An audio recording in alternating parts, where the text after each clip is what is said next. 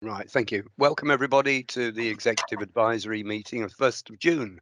I think it's summer, I believe. Yeah. Um, we have members of the public who have been registered to speak today, and I propose to take them at the beginning of each of the items which they wish to speak on in order to make it more relevant. So, as I said, welcome everybody. Meeting being held via Teams. And we will consider the reports on the agenda today and make recommendations to me to take final decision in line with the powers that are vested in me. And now over to Andrew. Thank you very much, Leader. Good morning, members, and good morning, officers and members of the public who are joining us today. Just to let you know that a copy of the recording will be made available on the Council's website, and hopefully that will go up. With the bank holidays, that will probably be on Monday now, but we'll see if we can get it there by the end of today. If there are any technical problems today, we will briefly adjourn the meeting, but hopefully everything will stay connected and operate correctly. Could I just please ask all members to make sure that they're on mute if they do need to get the attention of the leader to speak, if they could raise their hand, and we'll pick that up and you can make your comments. And I'll hand back now to the leader just to do the usual roll call, just to make sure that all members present can hear and see. Thank you very much. All right, thank you. Yes, I can certainly see and hear. Councillor Slocum. Good morning, Leader, morning members. I'm Councillor Jill Slocum, Inward Investment and Growth, and I can see and hear everything. Thank you. Thank you. Mike Caswell, I believe, is at another meeting this morning. Councillor Lance Doddridge. Yeah, good morning, everybody. Councillor Lance Doddridge, I can see and hear everything clearly. Thank you. Councillor Gilling. Good morning, everybody. Councillor Andrew Gilling here, portfolio holder for housing. Thank you. Councillor Healy. I can see and hear everything. Oh, good. Sorry. Councillor Healy. Yeah, good morning, everybody. Mark Healy, Commercial Asset Management. Can clearly see and hear everything. Thank you. Thank you. And Councillor Janet Keane. Good morning, everyone. Janet Keane, portfolio holder for Communities, Climate Change and Wellbeing. I confirm that I can see and hear everyone clearly. Right, thank you. Just go round top table at the moment. Mr. Brown. Good morning, everyone. Bob Brown, Chief Executive. I can see and hear everything. Thank you. Thank you. Doug. Mr. Bamsey. Good morning, members. Doug Bamsey, Deputy Chief Executive. I can confirm I can hear and see everything. Thank you, Mrs. Turner. Good morning, everybody. Malison Turner, Strategic Director, Section 151 Officer, and I can confirm I can see and hear everything. Thank you. Mrs. Wellman. Good morning, everyone. Melanie Wellman, Assistant Director and Monitoring Officer, and I can confirm I can see and hear everything. Thank you. Thank you. And do we have Miss Fawn here? Yes, apologies. I've had terrible connection problems this morning, but I am here and I can hear and see everything. Thank you. Okay, brilliant. I think that's it. We've got various other officers who will introduce themselves as we head through the agenda this morning. Talking of which, can I have apologies, please? Yes, thank you very much, Leader. And today we've received apologies from Councillor Mike Caswell. Thank you.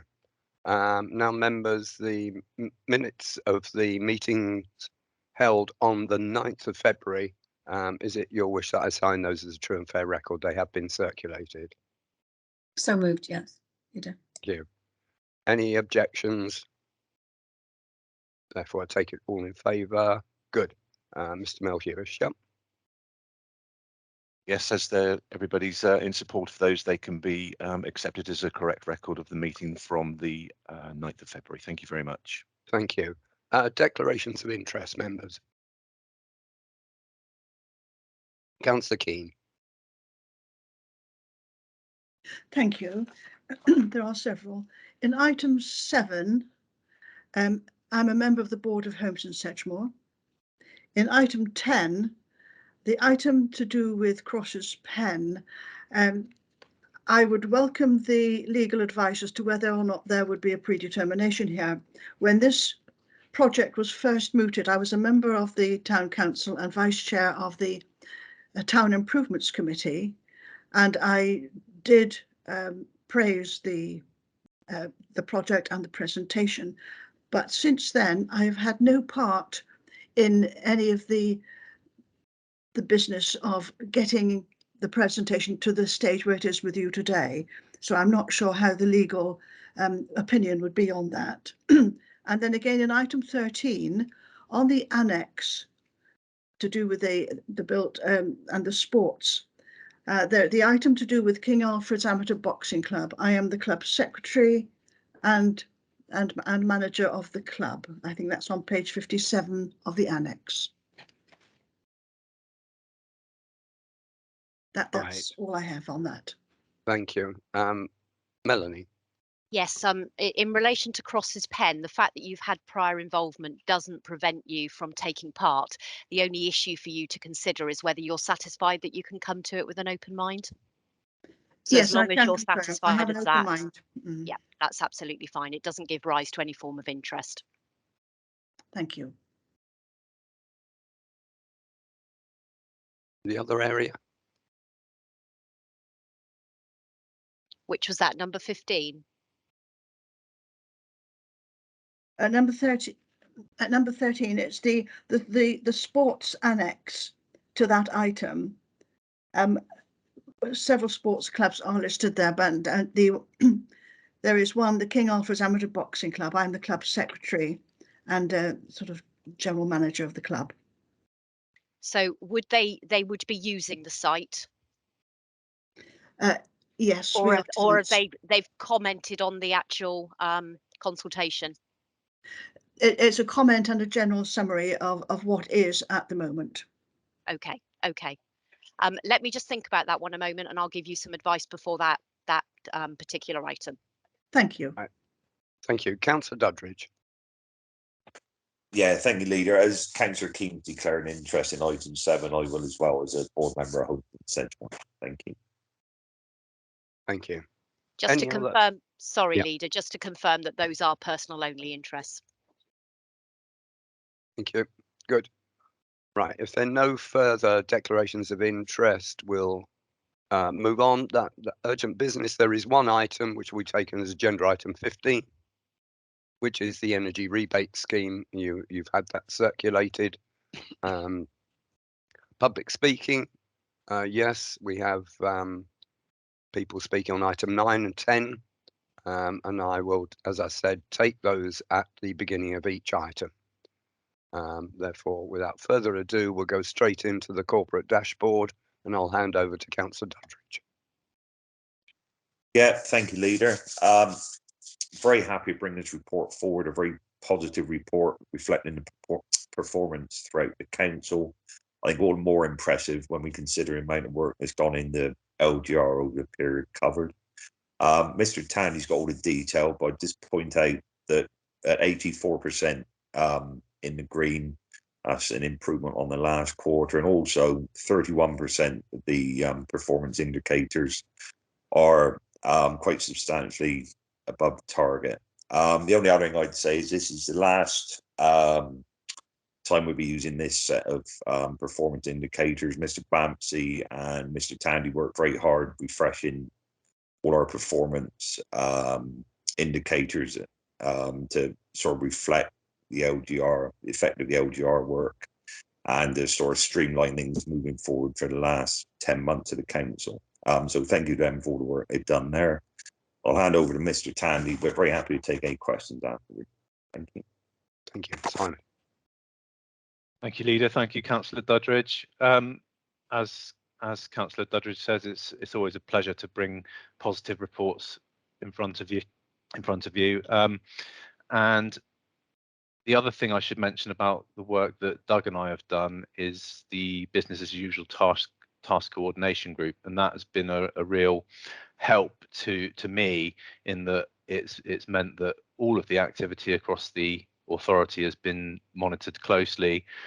Resources are being put in the right places to ensure that the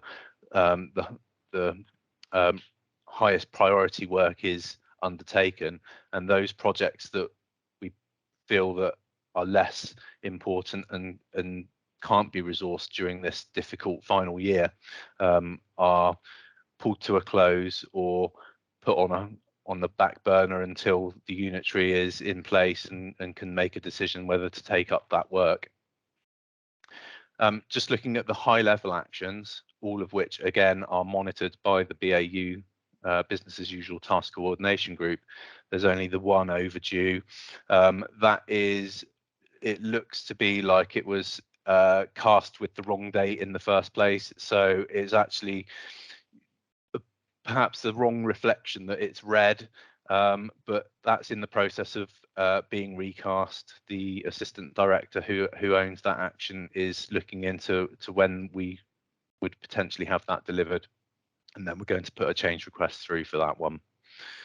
With regards to the operational actions, this is looking at the set from the end of 2021-22, so a new set of actions is in the process of being created. We're not far away from going live with those, but the ones that are in progress still from 2021-22 will naturally flow into the 2022-23 actions alongside any new ones that have been proposed.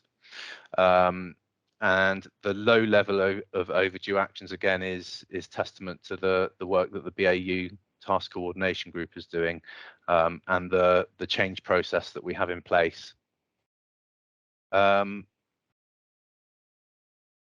For next year, or for this year, the year that we're now in, 22-23, there will be a significantly lower number of operational actions to previous years. We would normally be looking at around 230 to 250 actions covered for the year, but this year we've got in the region of 175, which is really to do with ensuring that the reduction in resources due to the local government transformation, the resources for those are in place, and the activity that goes on as part of business as usual is reduced naturally during this transition phase. With our swap audit recommendations, swap has continued to undertake audits during the last couple of years, perhaps at a slightly lower level than would have been when we were all in the offices, and those audits were easier to do and meet with officers. Having looked back at previous years before 2020, we would tend to have around about 25 audits during the year, but the last couple of years we've seen around about 15 to 20, so it has been a slight reduction. But the other thing that we do with these audit recommendations is when they're classed as high risk and they go overdue, they get called into the Audit and Standards Committee. And over the years, we've seen a major reduction in the number of those high level overdue risks. And that is, again, testament to the process that we have in place for calling those in for scrutiny at Audit and Standards. So at this stage in time, there are 4 high-level audit recommendations on the system, none of which of those are overdue. Looking at the performance indicators, as Councillor Duddridge said, we had 84% on target. That's actually the same result as we had for Q3. But the additional thing there to look at is 80% of our indicators were either improved on the previous quarter or stayed the same. 31% that Councillor Duddridge mentioned was actually the number of the percentage of indicators that had improved on the previous quarter. Just a couple to look at. Sickness. Our level of sickness is probably higher than we would like, but is completely understandable because that information does include the COVID related sickness absences. The other one that I want to sort of raise is the food hygiene inspections performance indicator, which hasn't been able to meet its target for some time, purely due to the circumstances we're in. But as of next year, or the year that we've recently started, that indicator will be changed to be in line with the government's recommendations on how food hygiene inspections should take place. So it's basically like a phased return to inspecting all the properties, but only needing to do the highest priority ones first. So that new indicator will reflect that. And I think the fact that it's red for Q4 is slightly unfair, because it was a situation that was really quite unavoidable. Happy to take any questions on the rest of the report, but those are my highlights. Thank you. Overall, really quite a positive report, and well done to all members of staff for doing that during these, well, tricky times, which are starting to ease through the summer.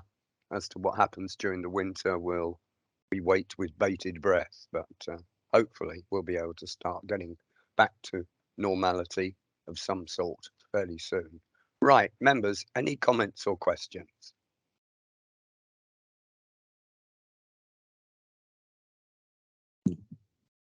Yes, birthday girl, Councillor Slocum. Oh, thank you, Leader. Apologies, I couldn't get the hand up.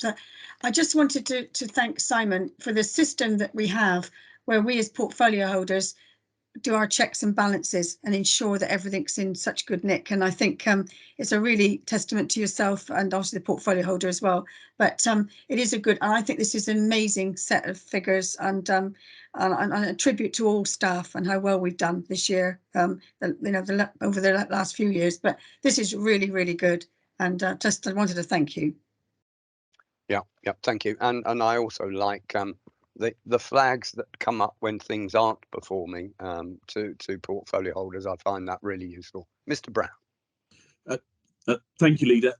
Just to say, I think this is a really positive report, and I think everybody's done really well in the circumstances to keep our performance where it is. I think I just want to sort of sound a note of cautious, perhaps too strong a word, but we've got the summer holidays coming up, and I know that as we've come out of COVID and the cost of living crisis issues are growing, there will be a lot of staff that will be taking their first holidays for some time. So there will be some constraints on our activity, I think, over the next few months, but we will do our best to manage those. So it'll be interesting to see how that flows through in our figures. But I know that for the first time, a lot of people will be taking a proper holiday, and we need to facilitate staff who've been working, very hard over the COVID, picking up a lot of issues that we've from other agencies who haven't been able to cope. So I think my plea is just to bear with us over that period as we go through it, and we'll try and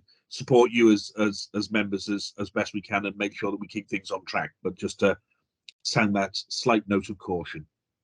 Yeah, and just slightly adding to that, I mean, we're not the only ones that organisations that people will be taking holidays from that haven't for many years.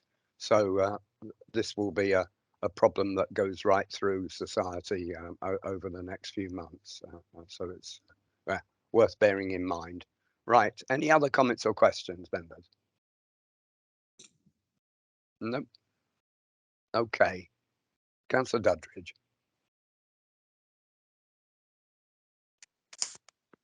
Thank you, Leader. Yeah, following on, we're on to the performance report. Again, very, very positive. A couple of things I pick out.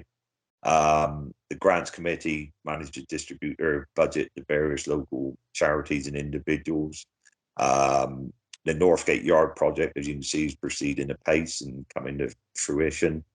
And yet again, we're joint first in the country on processing major planning applications. The only thing I pick up apart from that, you can see that staff turnover is running at 10%, which is probably higher than we're used to. But I think that's probably we've had staff on short-term or fixed-term contracts, and also the uncertainty about LGR. But again, very happy to take any questions, but over to Mr. Townley. Thank you, Councillor Duddridge. So my usual report, which includes the information on procurement activity, HR statistics, our risks, our grants, and various other bits of information.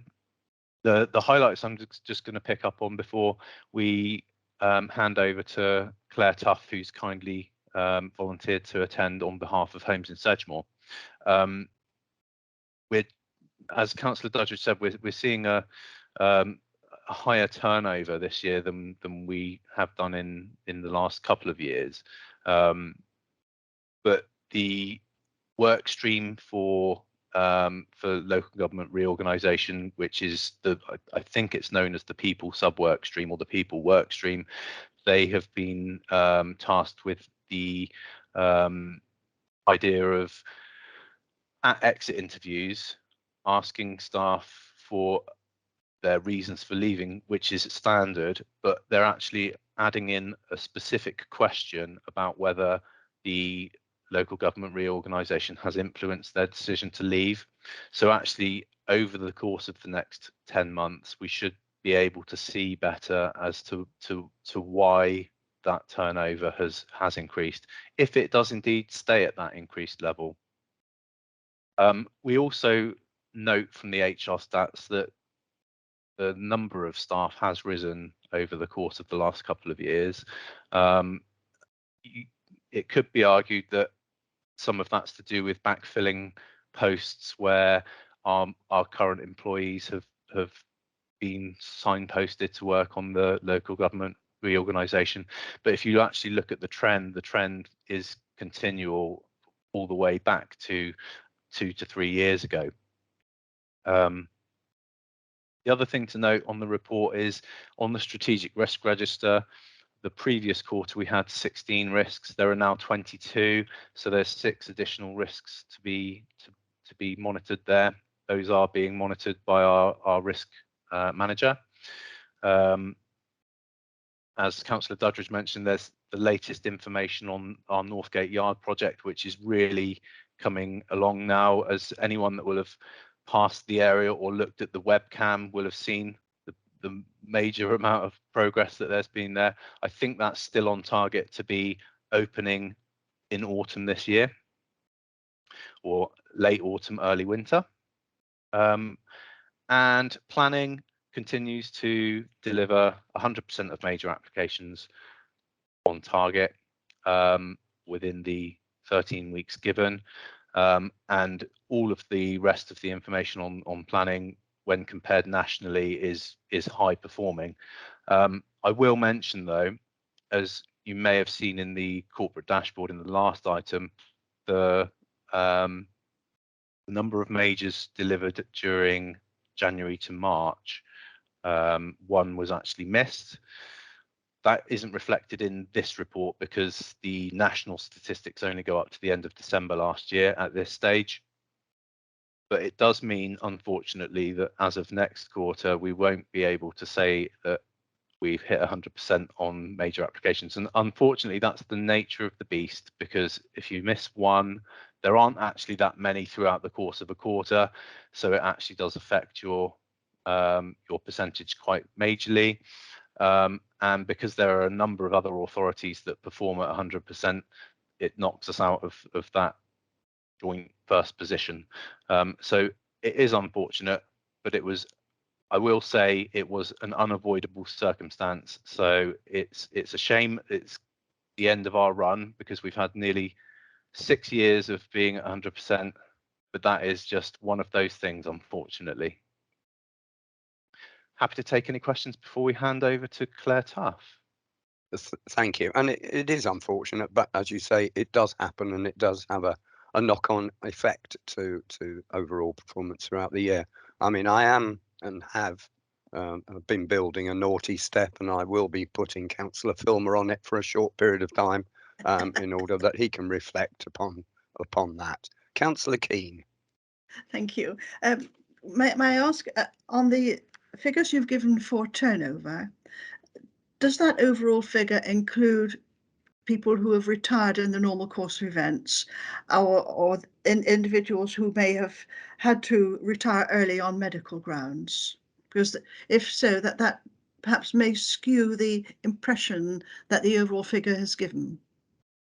So the overall turnover does include everybody, so all types of leavers. The voluntary is purely those people that have decided to leave. It does not that does not include any kind of retirement. So yes to the overall turnover, Yeah. that does include retirements of all types. Voluntary does not. Yeah, and I must say, in these uncertain times, I'm sure our officers, who are well respected throughout the country, would probably be seeking alternative secure employment in the future, and so I'm not surprised. It's unfortunate, but that's the situation we have. I'll bring in Mr. Brown, and then I'll go to Councillor Healy. Thank you. It was just to support that. Obviously, with local government reorganisation, there is a significant level of nervousness on staff. You know, obviously, the recruitment of the chief executive for the new council hasn't taken place yet. The management structure hasn't been put in. So, as we head towards the 1st of April 2023, people will be nervous about their future roles. We are giving as much reassurance to staff as we possibly can around that, and I meet with staff regularly to give them updates on the local government reorganisation proposals, and to make sure that they're kept abreast of all the developments, and encourage them to remain with the organisations, obviously, because good staff are going to be needed in the new authority to run it and give it the best chance to get going from the outset. So we will continue to do that and hopefully minimise that turnover, but we have to expect where people are nervous, and there are plenty of other opportunities in some very key roles, and other organisations are making significant offers in terms of golden handshakes and market supplements, that people will be drawn away, and that's just an inevitability of the time that we're in, I'm afraid. Thank you, Chief Exec. Thank you. Councillor Healy. Yeah, thank you, Leader. It's not about the job, it's about, the mention of Northgate Yard, of course, which, we're all proud of. I'm sure we are. And what a great success it is for us that we're going to leave this sort of legacy. I'm going to embarrass a couple of people, if you don't mind, Leader. I'd like to thank Doug Bamsey and Stuart Martin for being so proactive in the work they've done. We should all be proud of this. What a legacy we're going to leave for Somerset County. And I think we should all be proud of what we've achieved, especially the officers. Thank you. Yeah, can only reiterate those comments and endorse them. Yeah. Members, any other comments or questions? No. In that case, then we've had two reports come before us: agenda item 6 and agenda item 7.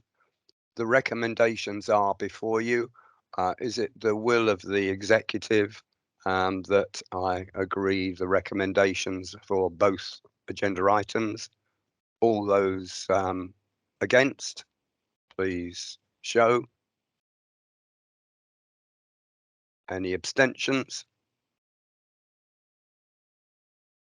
Mr. Melchior. Thank you very much, Leader. So for agenda items 6 and 7, the recommendations that have been submitted are for you now, Leader, to confirm that you're happy to support those in the decision notice that will be issued later today. And I so confirm. Thank you. And I will do that in writing at the conclusion of this meeting. Right, members, moving on. Oh no, we've got Claire Tough, haven't we? Gosh, sorry, Claire. That's okay. Thank you very much, Leader, and thank you, executive members. I'm here this morning to present the report on behalf of Ben Lane, who is our Director of Finance and Performance, around the core corporate performance indicators for 21-22 and Q4 for homes in Sedgemoor.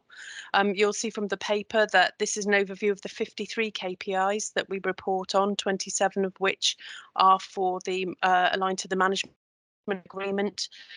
There are 10 strategic KPIs that we report against, which are linked to our corporate strategy, and the remaining 16 are those that are linked directly to service delivery. So just taking you into the report then, so improvements are being reported for the previous quarter performance for Q3 compared to Q3. We've seen an increase in the green KPIs from 14 at the end of December to 20 at the end of March, while amber KPIs have fallen from 15 to 10. And the red KPIs from 21 to 20 over the same period. So we have seen some improvement across the quarter, which brings us to the year-end position. Detailing the STAR survey, what we do find from the STAR survey is compared with the housing sector and the questions that are asked therein allows us to do some benchmarking with other providers. So we have seen some of our satisfaction captured through this mechanism, and in terms of the next paper, you'll see how some of the results linked to that. There are 8 STAR KPIs altogether, which have reduced slightly compared with the previous year. And again, this is symptomatic about what's happening across the sector. Customer perception has been observed throughout the sector as reducing, as I say. For April 22, we've moved from quarterly monitoring of the STAR KPIs, and that is so that we can keep a better handle on any sorts of changes and that we can manage our performance much more closely in those areas. You'll see from the rent and income management, we have continued to be a high performing team in that area and have come in with better results than we did in the previous year, which is really, really great news for us and great news for the team and for customers. That means what we're doing is looking at reducing customer debt and making sure that we are working with customers to make sure that they are in an ability to pay their rent and are managing their monetary affairs much better, if you like, especially in the current climate. We've also seen average relet times for all voids. Unfortunately, they've gone up. We've had a significant number of major voids over the period, and the delays in the works that need to be done here and in terms of times turning round does have an impact on our overall figures, meaning that we came in year end with 34 days in terms of average turnaround time, which is red indicator, against the target set, which was 24. So again, that's higher expected volume of major voids, but again, looking to manage that. The impact of COVID and lockdown has had a significant impact in terms of people being at home much more, and our ability to get out and manage some of the properties in quite a robust way, a more robust way, if you like. We've also seen some difficulties in terms of letting some of our independent living homes. That has been sort of challenges linked with social care, but also the people's ability and their mobility to be able to access homes that may well be above ground. And we have seen some challenges in this area. Void rent loss, however, though, has been over target, which is great, and remain green under the 1% target that was set for us at the beginning of the year. We've also had some challenges around our responsive repair service. Customer satisfaction with the responsive repair service we achieved 86% against a challenging target of 95%. So we're continuing to work on this and get this as close to that target as we possibly can, if not exceed it. In terms of trying to measure satisfaction, we did use technology called VoiceScape, which we've used very successfully within our income management service. But what we were finding is that we weren't getting sort of the responses in terms of people's understanding of the service, and their responses around their satisfaction may well have been linked with wider service delivery and not just the repairs that's been delivered.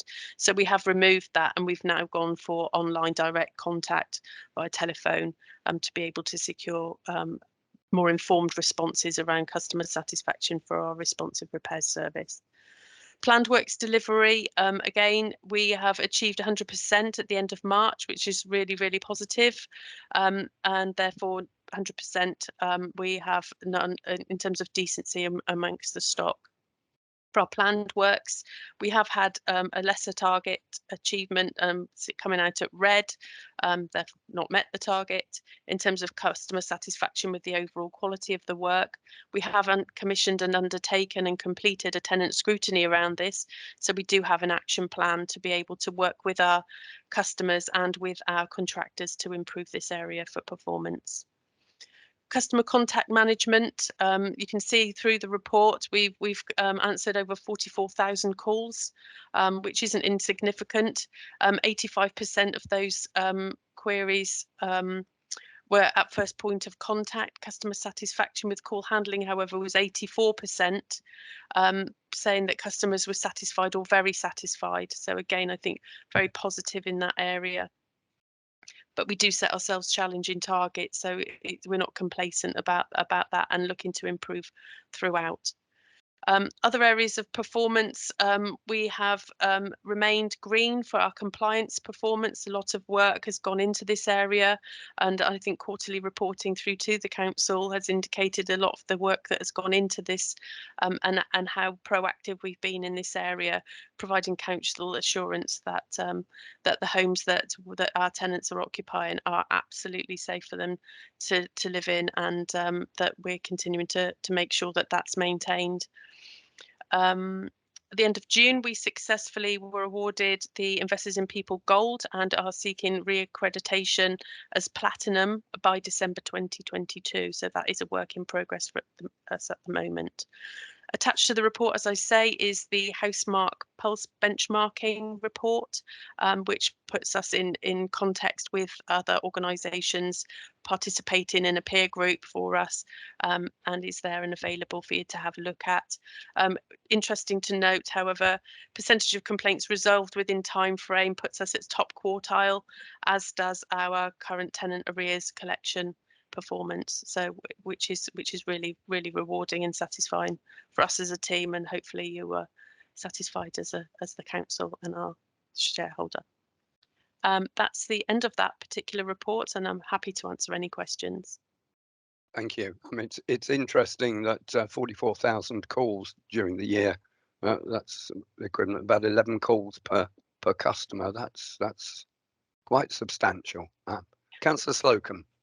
Oh, thank you, Leader. You pinched my words. I was also going to say that I think one of the most important things is in housing is repairs. And I noticed that there was I think the reading kind of doesn't give you the right reading really, but I think the satisfaction with overall getting repairs done is paramount to a good housing team. So I want to thank you for that, because I think that is important to keep everyone get the repairs done quickly as possible. So thank you. I think this overall looks really good.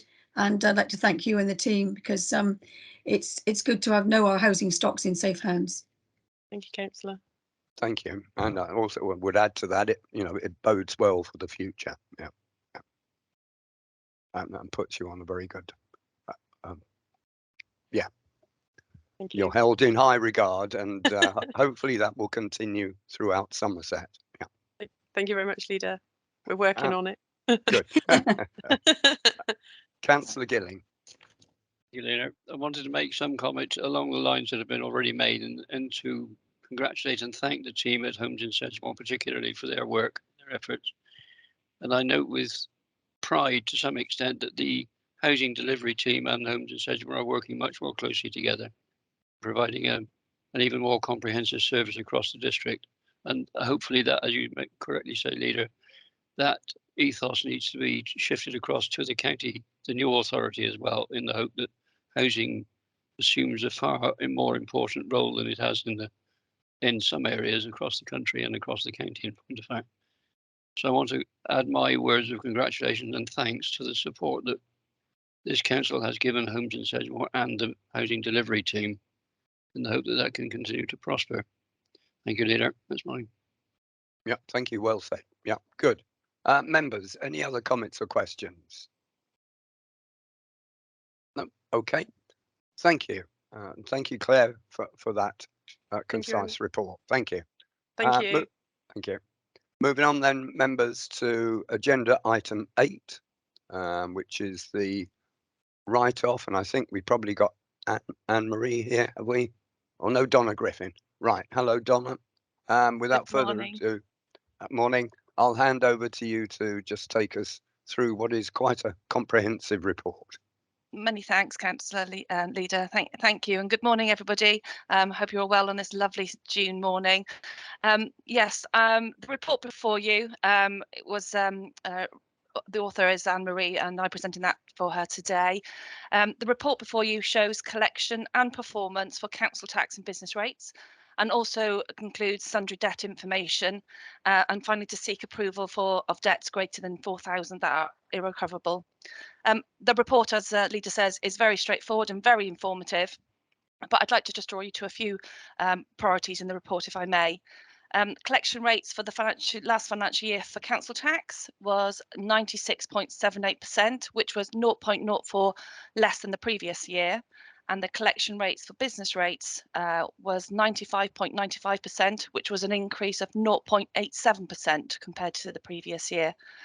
Just like to point out that the recovery team are now able to undertake more normal recovery procedures and processes, and we're adhering to a normal recovery plan, whereby we are able to issue reminders on a monthly basis, and now we are unable to undertake liability order court hearings on a virtual basis.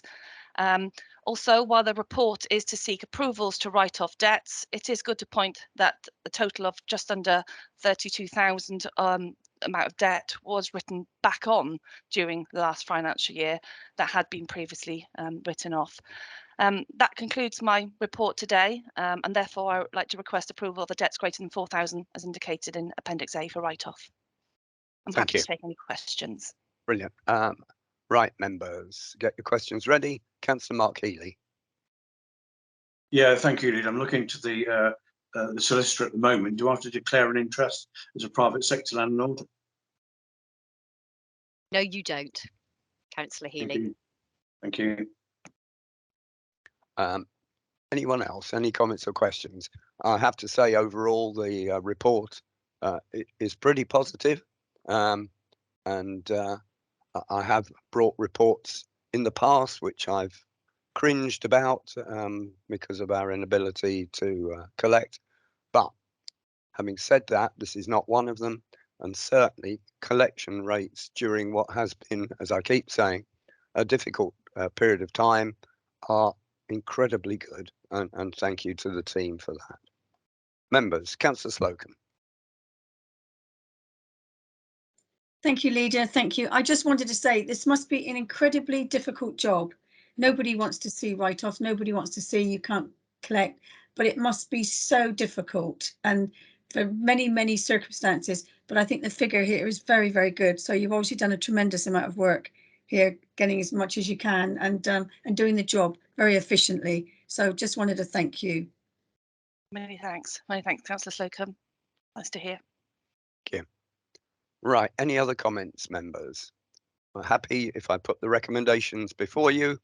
I have done so. Any against? Any abstentions? Mr. Melhuish. Thank you very much, Leader. As everybody is in support of that, that's over to you now to confirm the two recommendations with the write-offs over 4,000 and noting the position on the collection rates. And I will do so. Thank you very much, and thank you very much to Donna Griffin for presenting. So thank you. Thank you. Thank you. And please pass on our thanks to the team. Yeah. Of course I will. Absolutely. Thank you.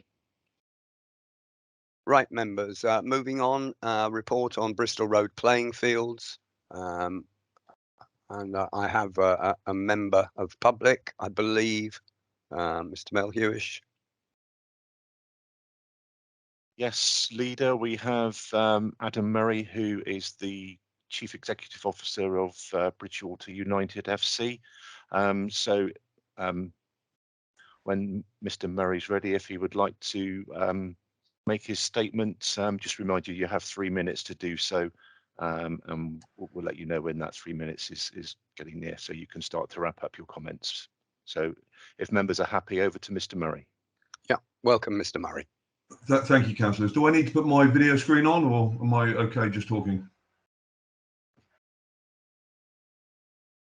Well, whilst it would be nice to see you, if you can't do it, then please go ahead. There we go. Yeah. Here I am. Good morning, everyone. Thank you very much for your allowing me to speak. I've not presented or spoke to in regards to the projects, or what I'm allowed to say or not say, and or how familiar you are with the projects or proposed project. I just wanted to alliterate that since I took over Bridgewater United Football Club and formed the trust.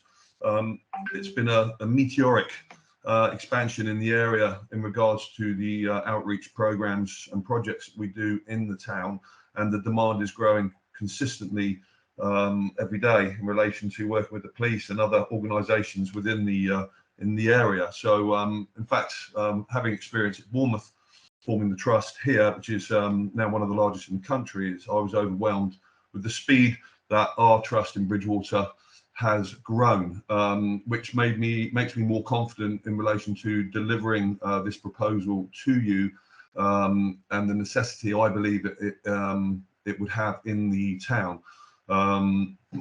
Bridgewater United Football Club has had across the board had an amazing season, not having won a trophy since 2005. This season we've won 9 trophies, and the League Cup for the men's as well, which obviously helps. And the fan base with our younger generation is growing exponentially via the trust. And having a facility like this for the community and the club, I think would create such a positive environment within the area, allow professional presence within an area that the general public can use and facilitate anytime they like. I just wanted to reiterate, and I'm not sure how much everybody knows about or has read about the proposals that we're putting forward to you, but I truly believe that it would be an amazing project and a facility,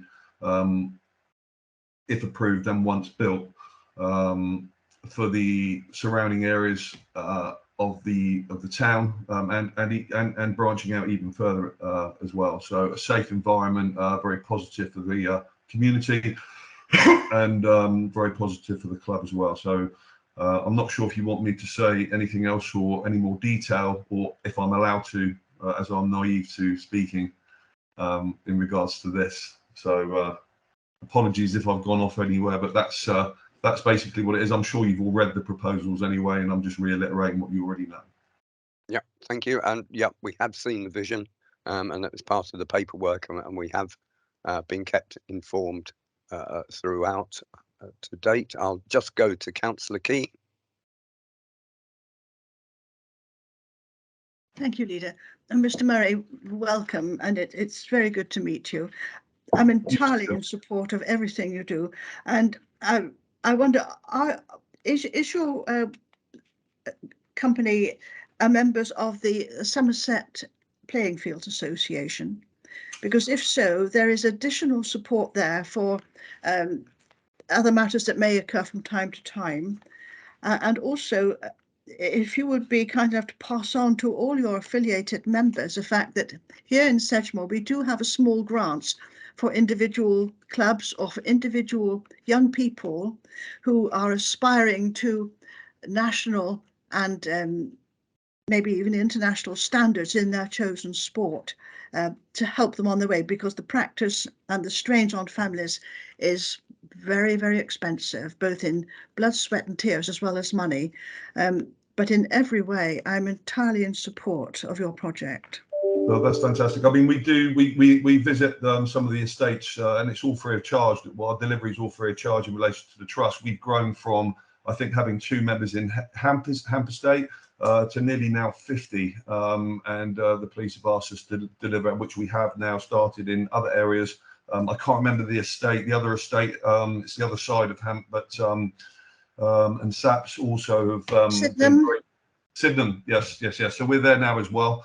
And it's growing exponentially, to the fact that we bring the young children via our minibuses down into the ground and get them experienced with our community coaches and give them a match day experience. And we gave them Christmas presents, funny enough, at Christmas, and it was like we gave them £1 million each. It was quite an emotional time. But no, we're making, I mean, similar to stuff I've done here in Bournemouth, and I'm a patron of the Bournemouth Boxing Club, so we've got something in common there. The overwhelming support that we've had from the public in relation to projects and deliveries and associations has been fantastic, and we're making big impacts now, and it's very exciting to see it grow so fast, with first team players also getting involved now delivering projects. So, and we're delivering right across the summer as well. So no, it's fantastic. Thank you, Janet. It's inspirational, and thank you again. Thank you very much. Thank you. Right, thanks, members. Now, just bring you back to the purpose of the report before I hand over to Michelle Fry here today. The purpose of the report is to bear in mind the objections that have been received for the disposal of the land and agree or not a 70-year conditional lease. But without further ado, I'll hand over to Michelle. Thank you, Leader. Good morning, everybody. So, as you said, this report is to consider the disposal of the Bristol Road playing field. So we're talking about just under 12.5 acres of land. The disposal will be by way of a 75-year lease, which will be to facilitate the sports facility that's proposed. The development, obviously, I'm sure you've seen the report, but just to give you an overview, the development is looking to provide community facilities, which will include we've got a community park, a children's park and activity area, picnic and dog walking areas, multi-games areas, which are grassed and caged pitches, stadium, pavilion, clubhouse, car park, and appropriate lighting. So the lease will be conditional upon completion of the development within 10 years, just to ensure that we have that control to make sure that it all goes through. There will be a phased approach to the development. So the first objective will be to bring the 2 football pitches back up to a decent standard to allow for competitive matches to take place. Currently, with the playing field, it used to accommodate 4 football pitches, but in its current state, it's primarily used as a dog walking area. So whilst we recognise it is an important green space, it is very largely underutilised. We as a council have also had to, well, we fought endlessly to try and keep unauthorised occupants out of that area. Most recently, we've had to position some concrete blocks in front of the access to try and stop vehicle entrance by people entering the land illegally. So since the vision has been proposed and put forward, in accordance with the Local Government Act, we've advertised the disposal of the land, and we have received a number of objections. Those objections have been summarised within the report, and they're all available in the appendix, which you would have seen for your consideration. The objectives that are received are obviously entirely understandable and genuine, and they are all matters which will need to be considered. If the proposal is to be approved, then a lot of them will be considered through the planning application stage. Hopefully these objections will be able to address. In respect of losing space for dog walking, it is proposed that dogs will continue to be able to use the space. There will be designated dog walking areas and appropriate bins and everything provided. Antisocial behaviour, I mean, it's hoped that through increased use of the area, that will act as a deterrent. So hopefully antisocial behaviour would reduce. The most genuine concerns obviously are noise and traffic. Again, that will be addressed by the planning application, and it is understood that the design of the actual stadium will be developed to keep the noise within, using relevant construction and design methods. Other concerns that will be addressed by planning is access into the area, but with several access points available, there are various options that can be explored there. But that's just to give you an overview of what the vision is from the trust. So what we're looking for now is a decision from executive, in response to that proposal and the objections. Our recommendation is to proceed, and obviously happy to answer any questions that you might have. Thank you. Thank you. Thank you. Yeah, and I would reiterate, many of the objections will be dealt with through the planning process, and they are the key areas that need to be considered in the future. I've got Councillor Hilary Bruce.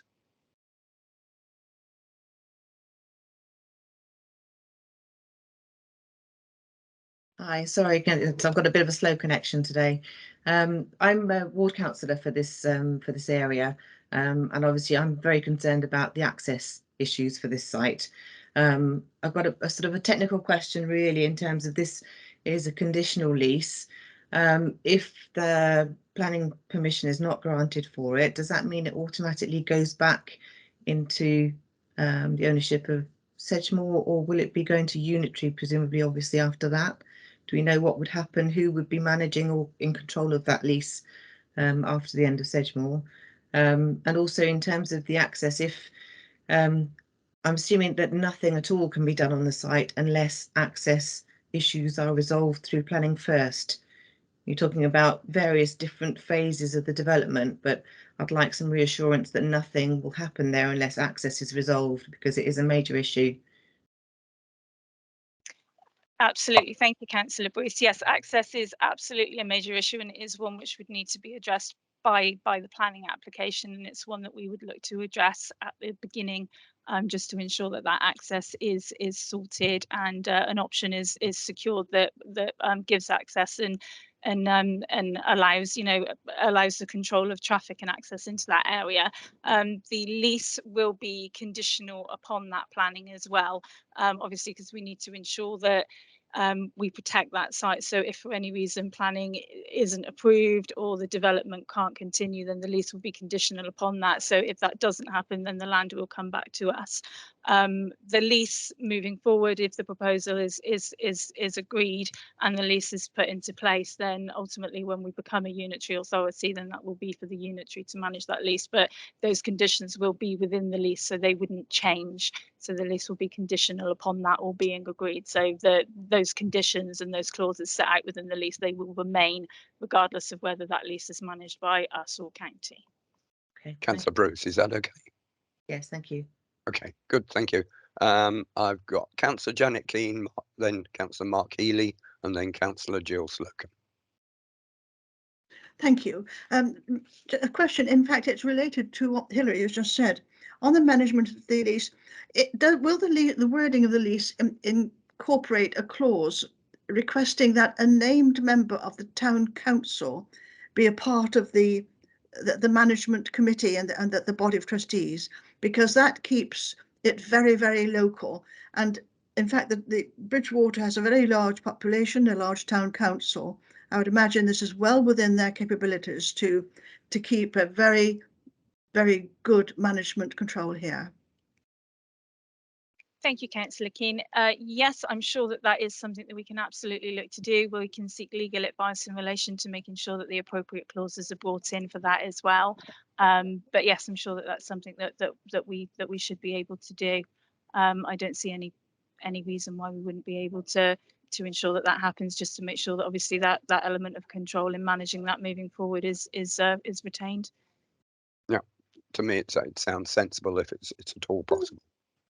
Councillor Healy.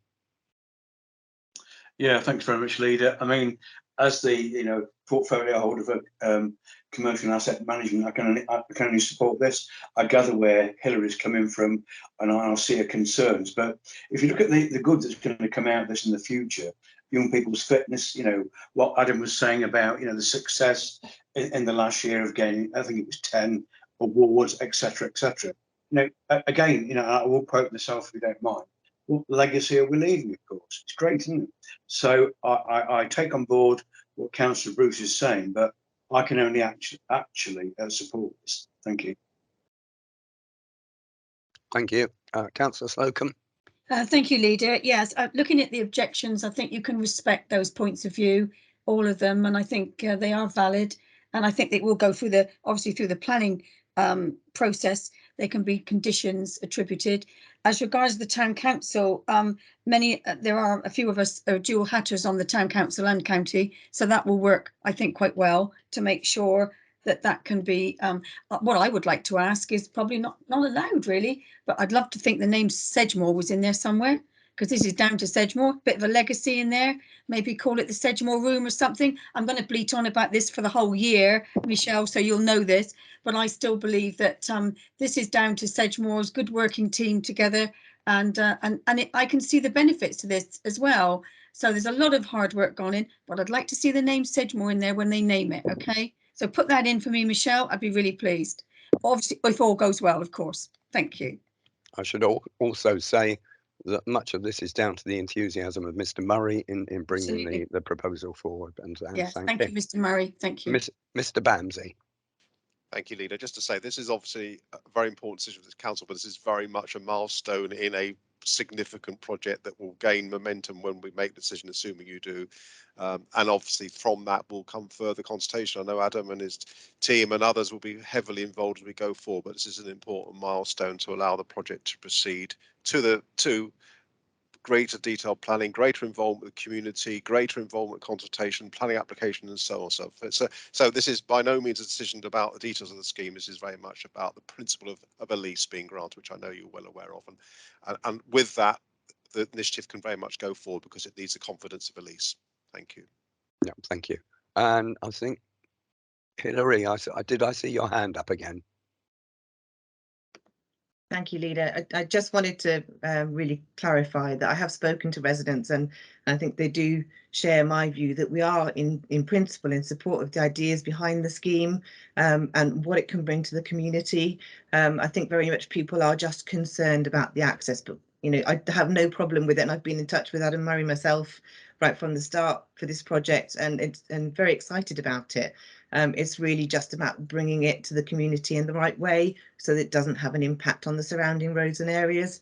And so just wanted to clarify that. Thank you. Yeah, thank you. Thank you. Well put. Yeah, I can remember this site going back many years. It used to be quite a busy site. Then it fell into disrepute and certainly a considerable amount of antisocial behaviour, and over the years has got generally left behind. And I would think, not wishing to put words into members' mouths, that I think members would want to see this site preserved and brought up to a standard that is certainly an asset to the area and Bridgewater in particular. Right, members, any other comments or questions? Or can I put the recommendation to you? And the recommendation is to grant a 75-year conditional lease to the Bridgewater United Community Sports Trust. Are there any objectors? Are there any abstentions? Mr. Melchiorge. Thank you very much, Leader, and that looks like it's a unanimous recommendation for you to approve the disposal of the land by way of the 75-year conditional lease. So over to you to hopefully confirm that. Yeah, and I am happy so to do. Thank you very much. And thank you very much, Michelle, and thank you very much to Adam for coming along today. Thank you. Thank you very much. Thank you. Yeah. Right, members, moving on then to agenda item 10, which is land at Crosses Pen. And I'll go straight to Councillor Keane.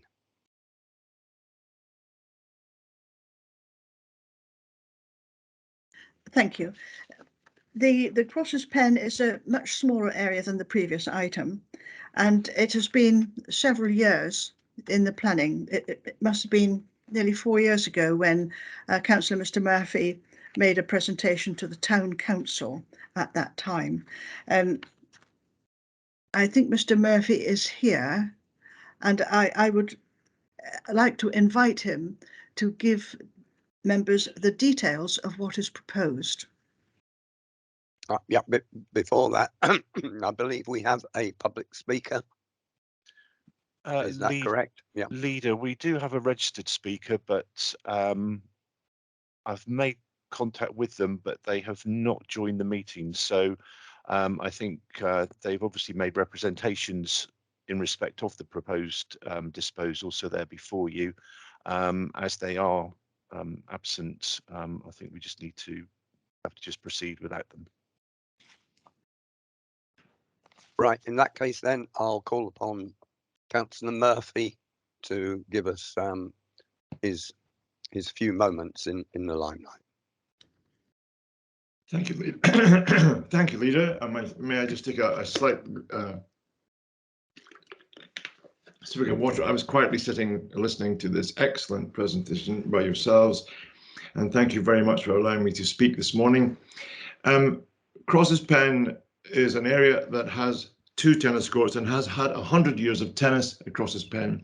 We are very conscious of that, but it has fallen into disarray and is it's lightly used, only occasionally used. Sometimes it increases during Wimbledon, but apart from that, it's once in a while.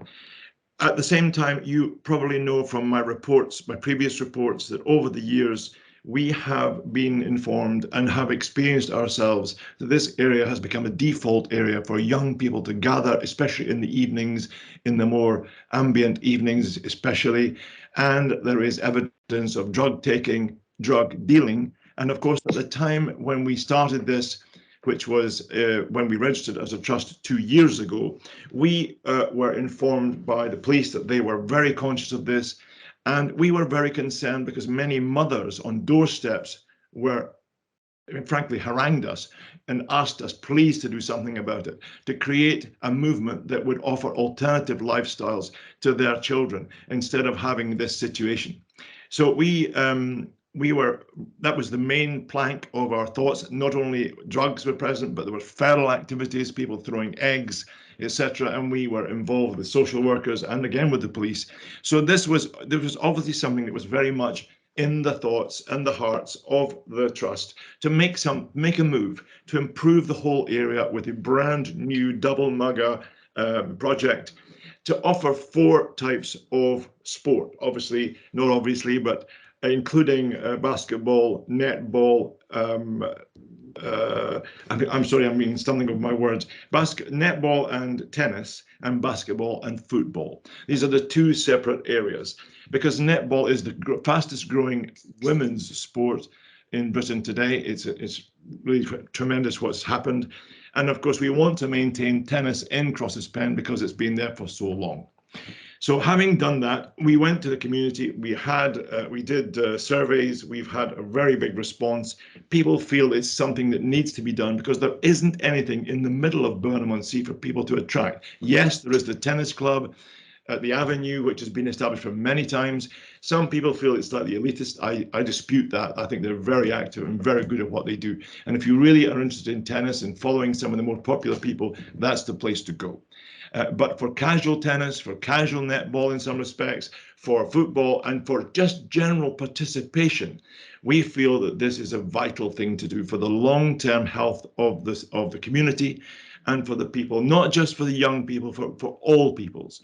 And we feel the opportunity also to go and utilize the facilities of the many companies around us, especially on the Wall and the Isleport, who have already advised us that they would be more than happy to have branded kit supplied for teams. So in our project, we are aiming to employ a full-time coach, or to begin with, it would be part-time, of course, building up, but we have to do that. We have to make sure we are doing that as part of our management process, and therefore attracting people to come and work with us. At the same time, we are hoping to extend the hours by looking at lighting.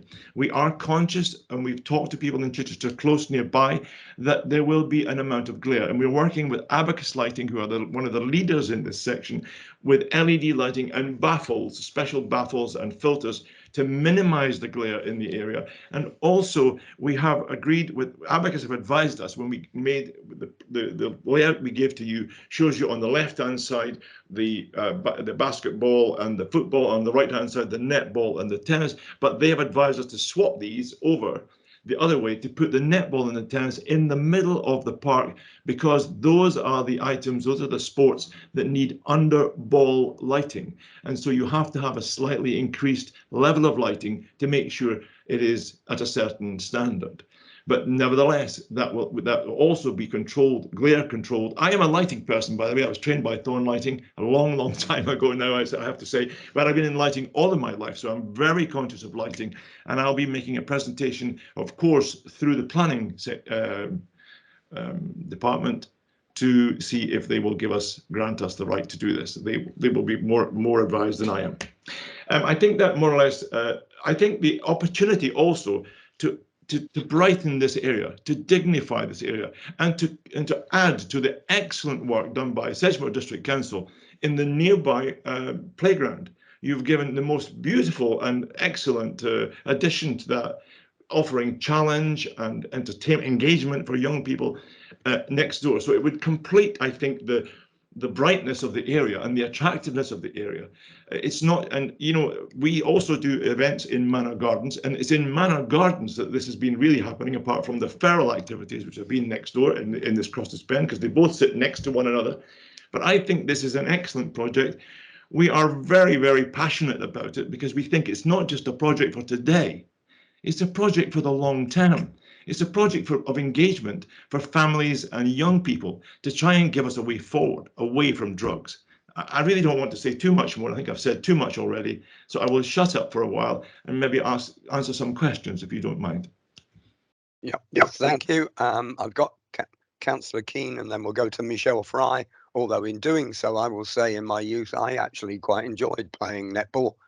So it's not just the support for one group of society. Councillor Keane. Thank you. In order to add further strength to Mr. Murphy's earlier statements, the antisocial behaviour, this will help considerably. And on the particular site, which is really not that big, it is partially secluded, but not entirely. It can be seen from the main Borough Road, but also some of the nearest neighbours are homes in Sedgemoor properties. And of course, their views, I believe, have been sought in the past. What I would ask, though, in order to ensure governance, as with the previous matter of Bristol Road, if when this comes into being, a named member of the town council could be a part of the management committee, or even invited to be a trustee, if you are a trust according to the Charities Commission. And that would ensure not only the governance, but also be a doorway into additional help if you should need it. And I would also, with sports, recommend the Somerset Playing Fields Association, which is an extremely helpful organisation, both financially and in other matters. Thank you. Thank you very much, Mr. Keane. I'd just like to say in response, thank you so much for that guidance on the Somerset Playing Fields.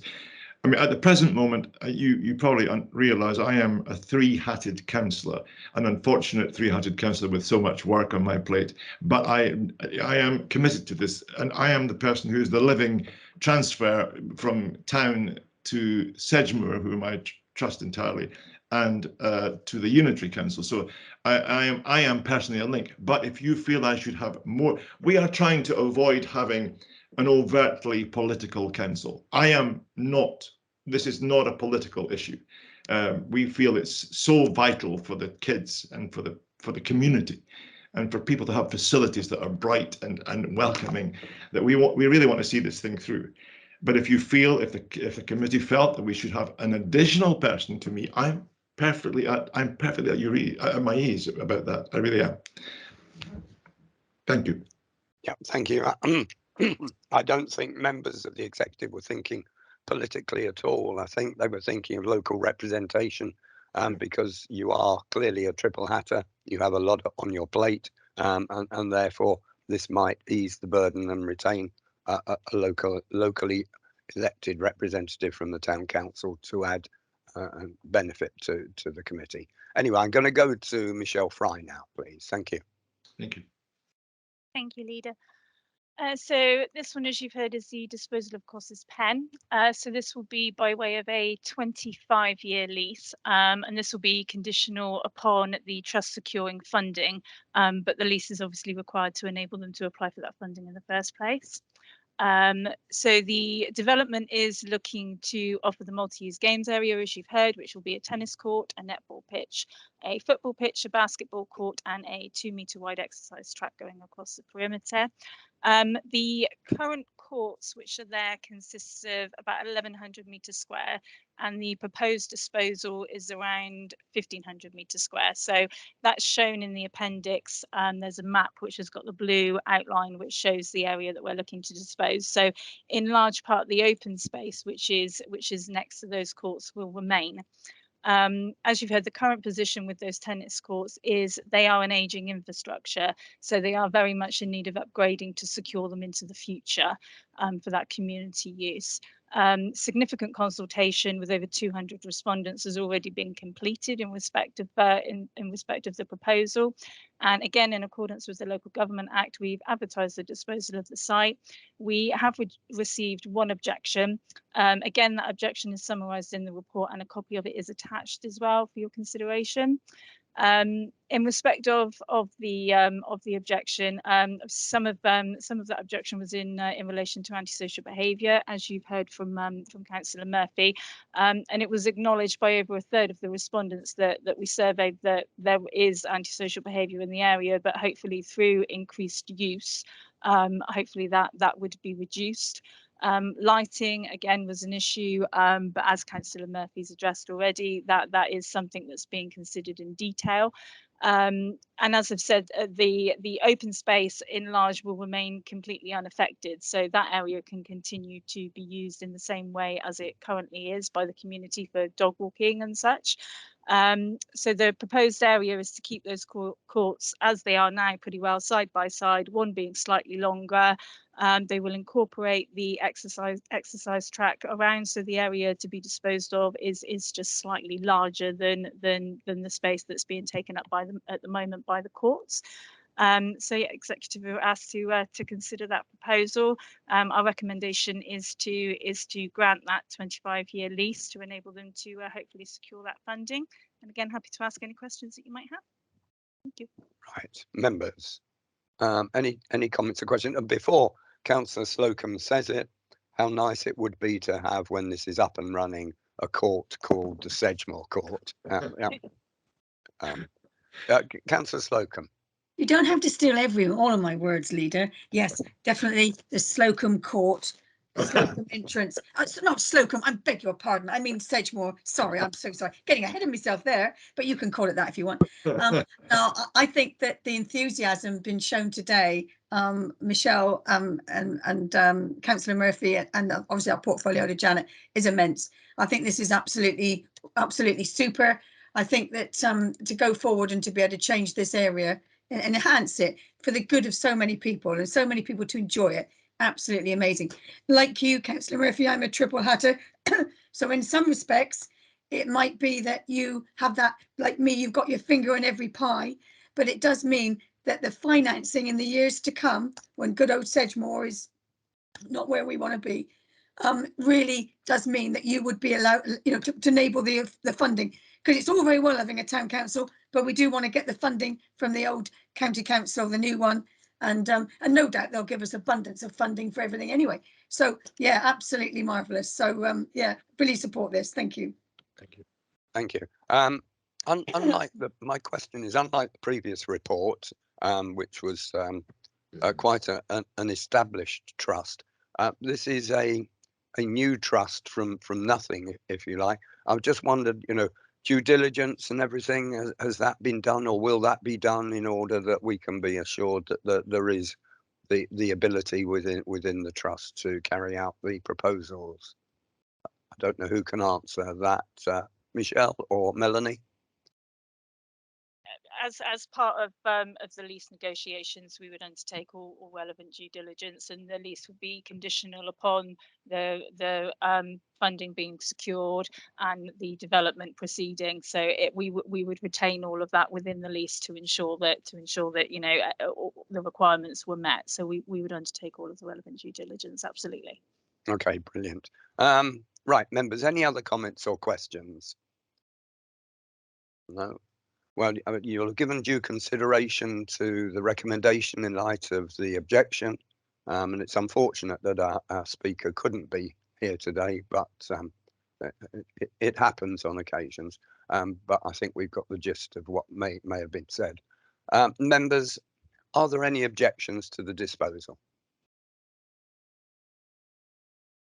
Are there any abstentions? Mr. Melchior. Thank you very much, Leader. That is clearly a unanimous recommendation to you to dispose of the land at Crosses Pen by way of a 25-year lease. So, subject to your recommendation on that one. Thank you. Okay, thank you, and I'm comfortable in agreeing. Thank you, and thank you to our guest, and best of luck for the future. Thank you. Thank right. You all.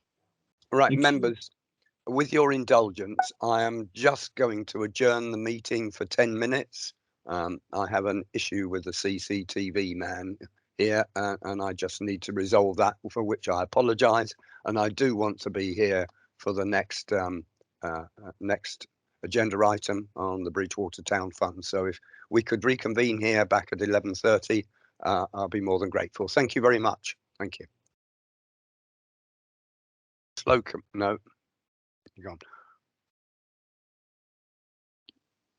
Right. Okay, then Councillor Slocum can come back in. Hopefully she will give us her introduction, but belatedly, hopefully. But in the meantime, members will see that the report, agenda item 11, reconvening the meeting, is the Town Fund Business Case Assurance. And you will see that we have 4 recommendations before us. Without further ado, I'll hand over to Mr. Lucas to take us through the report. Thank you. Thank you, Leader, and good morning to everyone as well.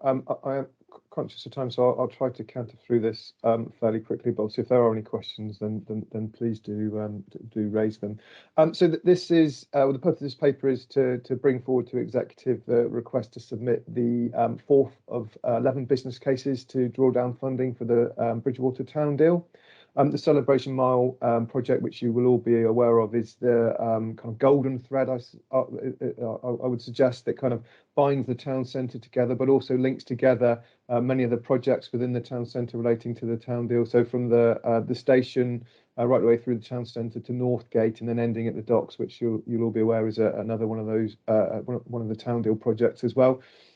Ultimately, sorry, excuse me, Cat.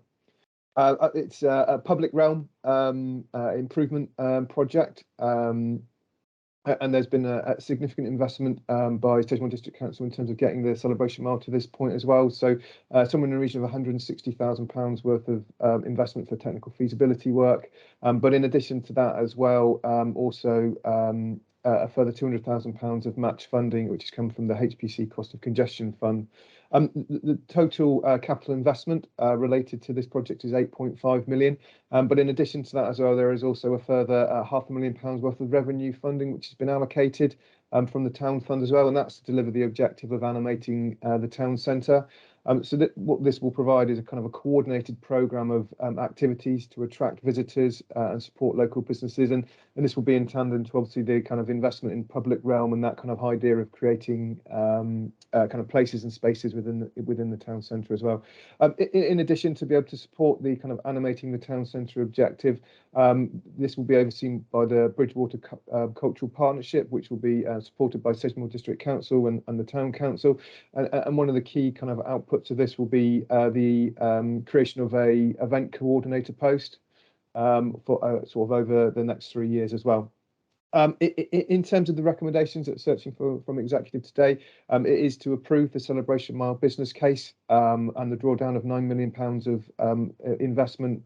To note the previous comments in terms of match funding contributions, which have gone in front of the kind of town deal work. Note the proposals to include support of community and business events.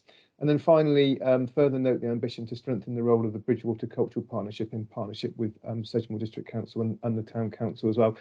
Now, I'm conscious there is a bit more of the report to go through, but I will kind of draw it to a close there, and happy to answer kind of any questions that anyone might have in relation to any of the points in relation to the report itself. Thank you. And Councillor Slocum, are you there? I am here, Leader. Can you hear me? Yeah, we can hear you. Yes. I'm sorry, the camera's gone and I've had to log out again. I was really just going to say actually that obviously I think Nathaniel's probably done all this, but we've been there now and it's a tremendous amount of work gone on with the town deal. This is obviously drawing down the first 9 million for the Celebration Mile. So I'm sure imagine it's all been said because Nathaniel's done a brilliant job. Okay, thank you. And you know, not to speak for Councillor Slocum, I'm sure if there's a bench going up anywhere in the the process of this, if it could be called the Sedgemoor bench, I'm sure we would all be greatly appreciative of that. Thank you, Leader. Right, members, any comments or questions?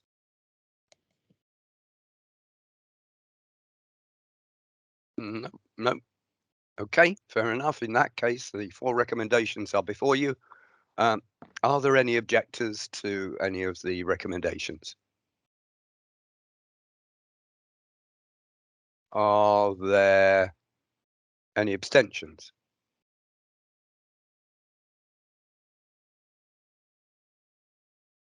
Ms. de Melhuish, and then just before I go across to you, I just want to say, I mean, this is a great milestone for us on the road for the regeneration of Bridgewater, and it shows the faith that both the government and local organisations have in the ability to deliver. And I wish it well, and I'm really pleased that we're able to have this report before us today, and the impact it's going to have is going to be substantial. So thank you very much, Nathaniel, and thank you very much to everyone who's been involved. Yes, thank you very much, Leader. That is just to confirm that was a unanimous recommendation to you with the 4 recommendations as set out in the report to draw down the funding, and the other 3 recommendations. So it's over to you to confirm that you're happy. And I'm very happy so to do. And I do notice there that Mr. Mumby, Daniel, you've got your hand up. I mean, you've got your hand down. No, have you? Or is there something you wanted to say? Yes, with your permission, Leader, I realise I'm talking a little out of order, but I was wondering if I could just get clarification on how much of the overall town deal itself is capital and how much is revenue, based upon the fact that we've got an 8.5 million to £500,000 split within this project. Is that indicative for the whole thing or just for this one? I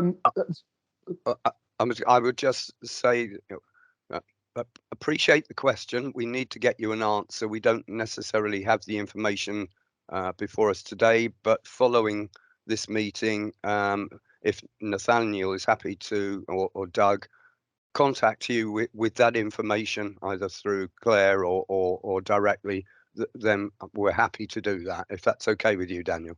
That's absolutely fine. I mean, with the long weekend, we won't be running something on this until Monday, so that gives you plenty of time. Oh, I'm sure we don't need all that time. You know, we are Sedgemoor. Yeah. Right. Yeah. Thanks very much for your indulgence. No, thank you. Right. Members, then moving on then to the agenda item 12, which is the Levelling Up report, and again to Councillor Slocum.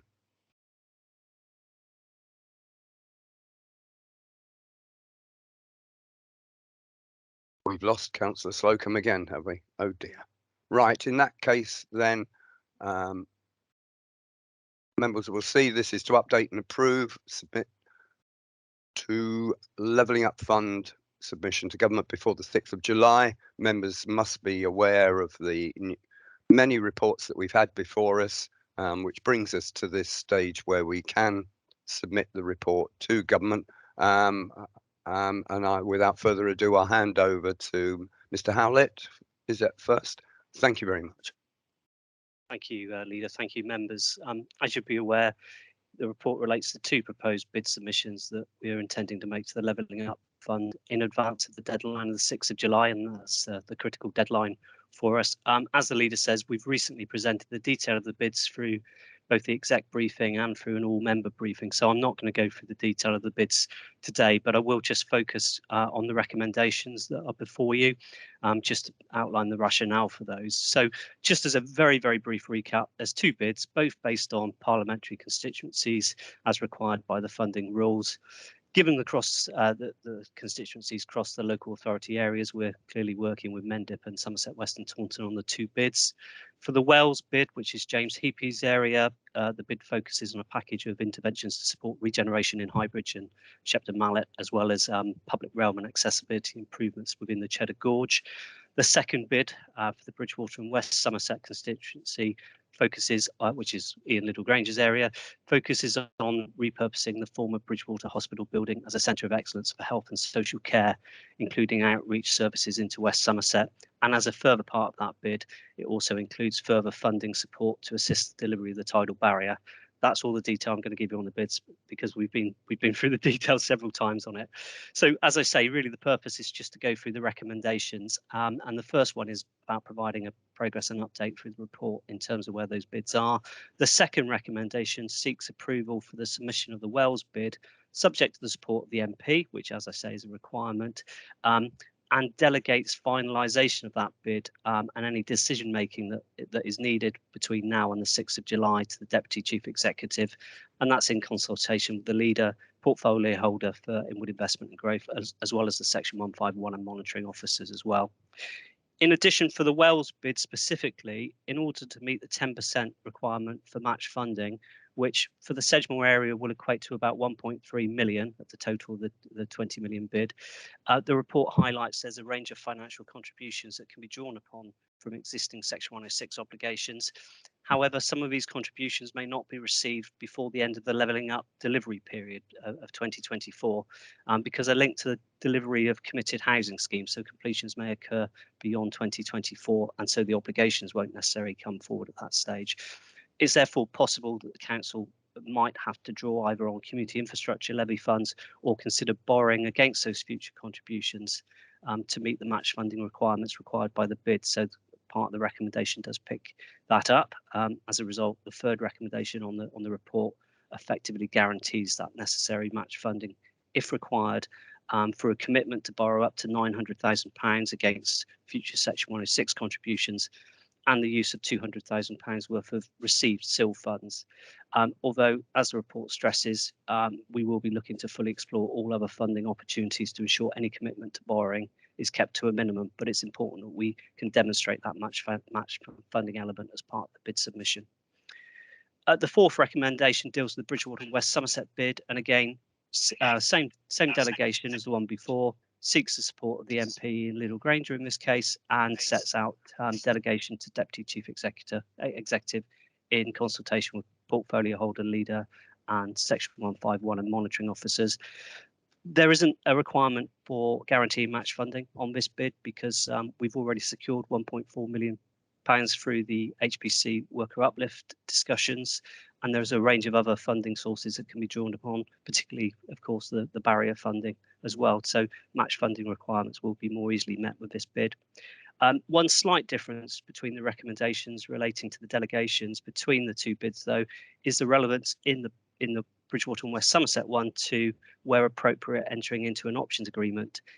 That's because the hospital building is in private ownership, and it's essential that as part of the bid, we're able to demonstrate deliverability by making sure there's appropriate provision to prevent the building being sold in advance of the outcome of the bid process. So the detail of that still remains under discussion. It's a discussion we're having with the partners on the project to understand how best we can secure that deliverability. But it's important the delegation does pick that up in terms of an opportunity to enter into an options agreement, and that gives us again further flexibility as we move towards the submission date. So that's effectively it. I wasn't going to say it anymore. I suppose the only point just to make in terms of Section 24 direction, which was left, we weren't quite sure where we were going to when the report was written. We do know now that Section 24 will catch the Levelling Up Fund bids. So we do need the consent of the County Council prior to submitting the bid, and we are planning that the report will get taken to the County Council Executive on the 15th of June to make sure that we can facilitate that. Happy to take any questions. Right, thank you. And have we got Councillor Slocum with us verbally? I am leader, but I'm in dual. Hang on a second. I'm coming twice. I don't know why. You've got my voice twice, but not me. So I'm so sorry. I've just lost connection, and I'm sorry. But I think Stuart has said everything. Just wanted again to thank Stuart and the team. They've done a tremendous job with this. Tremendous amount of work, and it is a momentous occasion for us really with all this and the levelling up. And it's a go forward to improve Bridgewater, improve the area. So Absolutely splendid job. Thank you. Well, hopefully make improvements throughout the district as it currently Absolutely. stands. Yeah. It's because it's the, sorry, I'm sorry. Yeah. Right. Members, any comments or questions? No. Mrs. Turner or Mr. Bamsey, anything you wish to make comment on? Thank you, Leader. This is a really important way round of very important milestone. The timing necessitates coming to you to seek delegated authority, but as you said yourself, Leader, we have made sure that members are, I hope, well versed on what these bids are about, and we will keep you informed as we develop these bids beyond the submissions. And clearly, we will be awaiting an important decision in the autumn on these two very significant bids, because these will, I hope, very much an important legacy of Sedgemoor to pass the new Somerset Council, which of course will be the implementing authority or the accountable body. Thank you. Thank you. And just to add, I'm sure Councillor Slocum and myself will be at the county meeting in order to support this Section 24 application. Yeah, we certainly will. Thank you, Leader. Excellent. Members, any other comments or questions? In that case, the 4 recommendations are as before you. Are there any objectors? Are there any abstentions? In that case, Councillor, Mr. Melhuish. Thank you very much, Leader. And that's clearly, again, a unanimous recommendation with the 4 recommendations in the report for you, if you're happy to do so, to confirm. Thank you. I'm very happy to do so, and it's great that these are actually moving forward ahead of time and are well-worded, well-thought-out, well-researched bids. Thank you. Thank you. Right, and thank you, Nathaniel. And moving forward, and thank you, Stuart. Then to agenda item 13, which is the playing pitch strategy, built facilities strategy, adoption of open space strategy, and the Allerton Village Design Statement drafts for consultation. Quite a comprehensive report. Councillor Slocum. Thank you, Leader. I'm just going to, you see the recommendations before you is obviously to adopt the building strategy, the build facility strategy and playing pitch strategy under the supplementary planning guidance. And again, a lot of work has been done here. And I would like, without further ado, in case I lose me again, I'm going to hand you straight over to Nick, please. Nick Tate, Mr. Nick Tate, sorry. Yep. Thank you. Yeah, and I won't take too much time going through these documents. They are quite lengthy reports. The built facilities and the playing pitch strategy both came before executive earlier in the year, so they have been out for consultation. We had quite limited responses. I think there were 5 responses to those documents. That's not surprising because they both were worked up with a working group comprising of representations from all of the major sports and national governing bodies. And the comments which came back are basically factual updates to those reports. So those can be amended as the documents go through to adoption.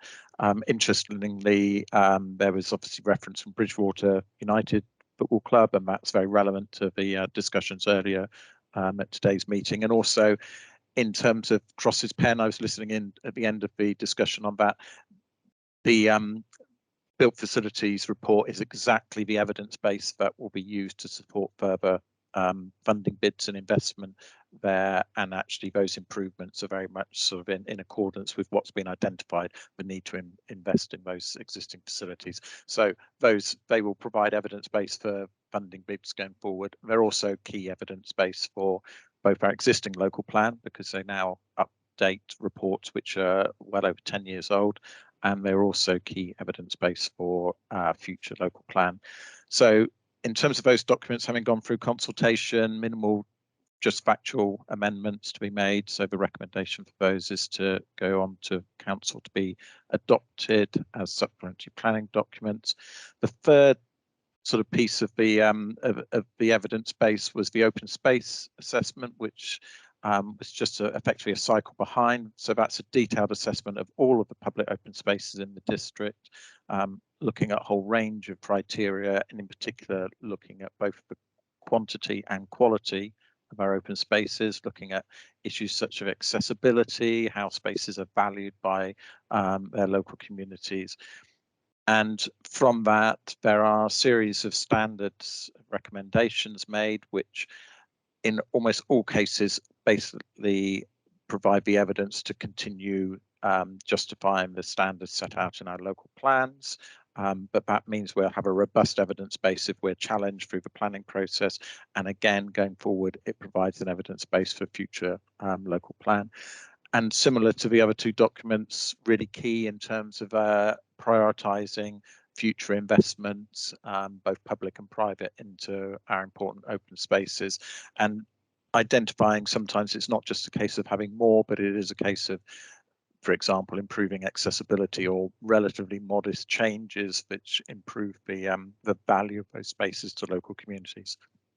So the recommendation with the open space assessment is that that now goes out for a period of public consultation, with a view again to bring back to executive later in the summer and have that adopted as supplementary planning document.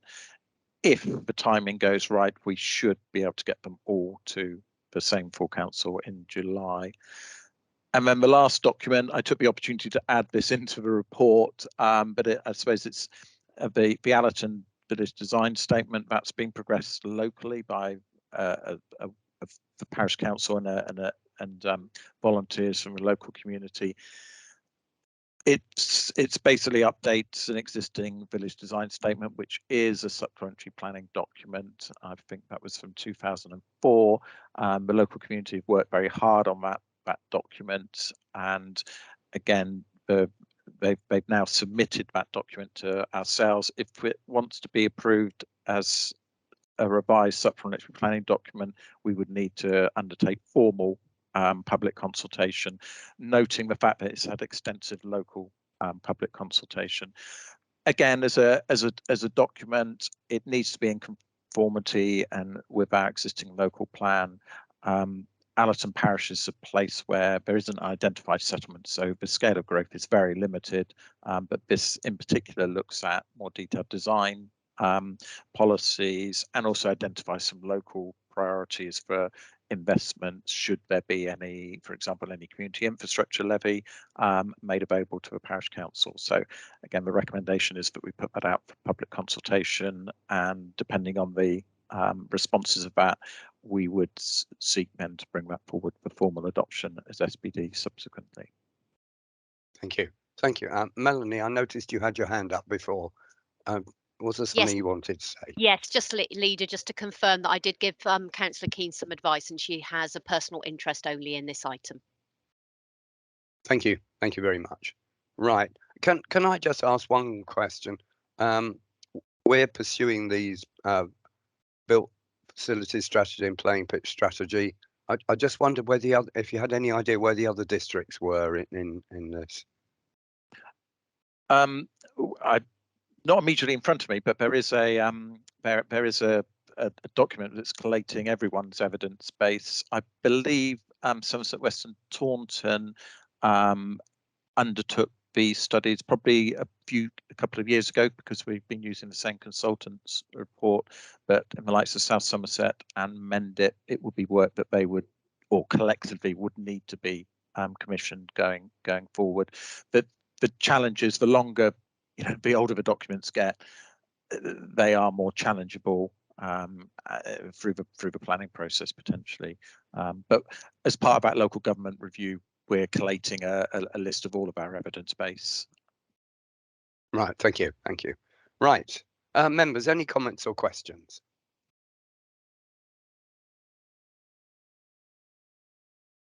No, oh well, good. Hope. In that case, then there are 3 recommendations before you.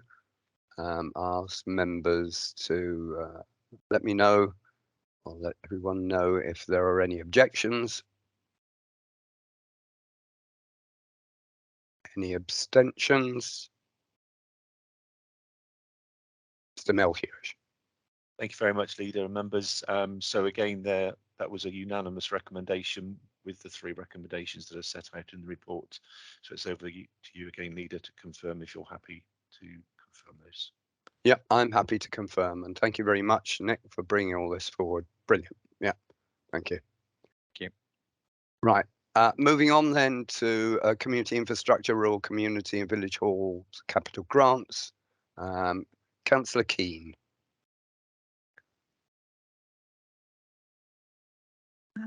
I'm nearly there. Right, thank you. The very centre of a community is going to be its communal meeting places. And during the COVID times when things were so tragic for so many people, our centre of the villages and some of the more built up areas, there are halls. They were essential centres for feeding, food distribution, and other essential communications. And now that we've come out of COVID, it has been very clear, and there's a lot of evidence to show that people have been so desperate to get back. And these halls are so well used for personal and other community projects. And therefore, this is one of the most important things that we can do as our legacy. I would like you to look at paragraph 5.3, and I can't wear glasses at the moment. And this is the requirement to waive the match funding. This is absolutely essential, but I wonder if the solicitor could clarify. Normally we have our grants. There is a limit to how much any applicant can ask for within a quadrennium, but Sedgemoor does not have a quadrennium in front of us. And it would be very helpful to all of the management committees of all our village halls to know that in addition to having this facility of this paper, that for any special extra work or project, they would still be free to apply in the normal way to the small grants committee, provided they also go to their parish councils as well.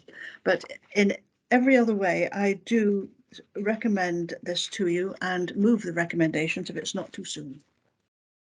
Right, thank you. I don't know whether Melanie or Julie wants to comment on that.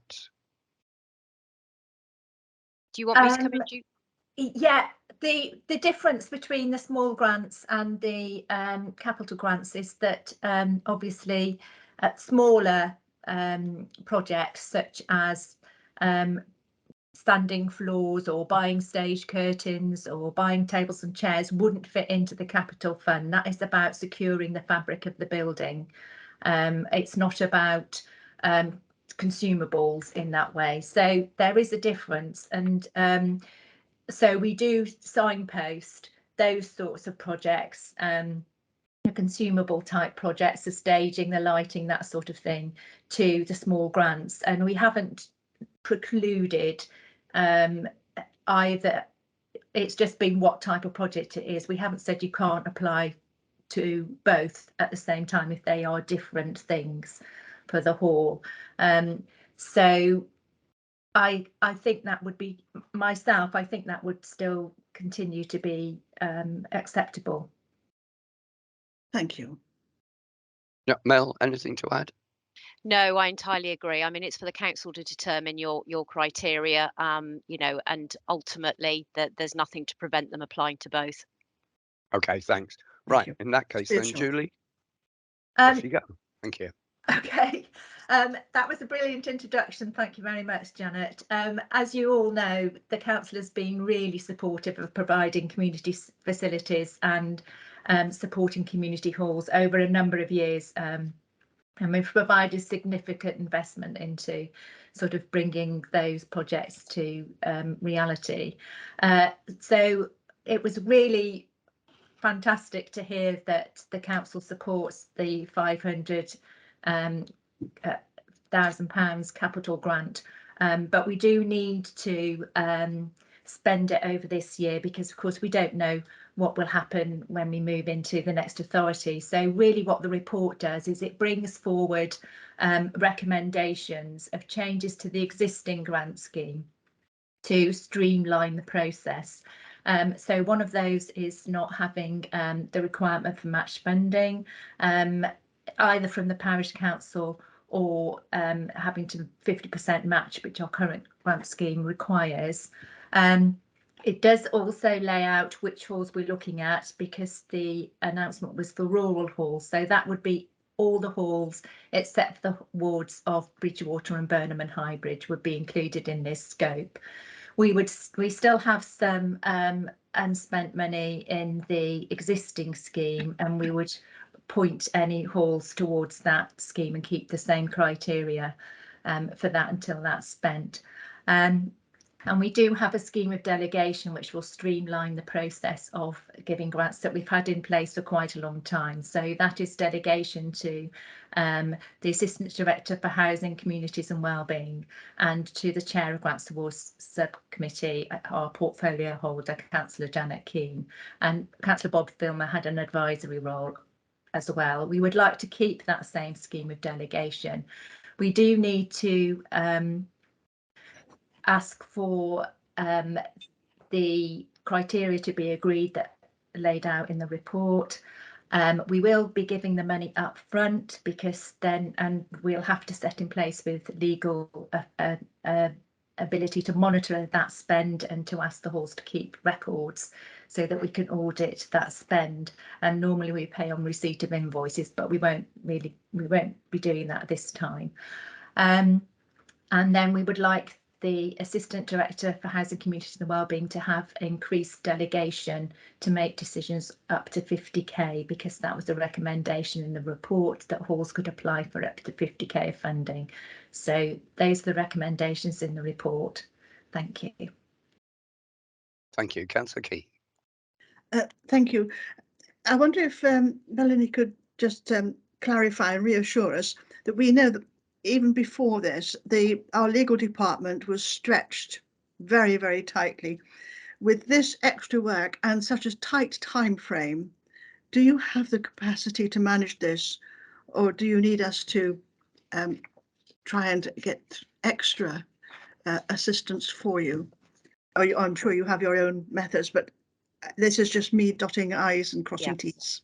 I mean, it should be straightforward, because once we've got a standard grant agreement in place, that same grant agreement will be used for all of the organisations. It will just then be sort of tweaking around the edges. So it's difficult to know without knowing how many applications you then receive and how many we deal with. But, you know, we will find that resource to make sure that these are dealt with. Thank you very much. Yes, thank you, Mr. Bamsey.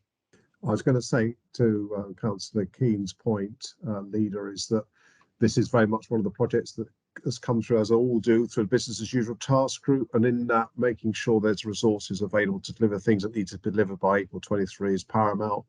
And therefore, Steve Hellard is the representative from Legal, and that's the sort of question we're asking ourselves, Janet, Councillor Keane, to be confident, because this is clearly a priority to deliver by vesting day in terms of the budget initiative to give money to halls across the district. Thank you for that. Yeah, and I think it's an important report, and it's important that we continue to show our faith in community centres and village halls as centres of community and coordination for anything that may come our way in the future. So it's an excellent report, although it was probably something I announced in the budget. Therefore, I would be supportive of it. I think that's about me. Time to shut up and say, members, are there any comments or questions? Councillor Slocum. Whoa, you're back. Oh, third time lucky.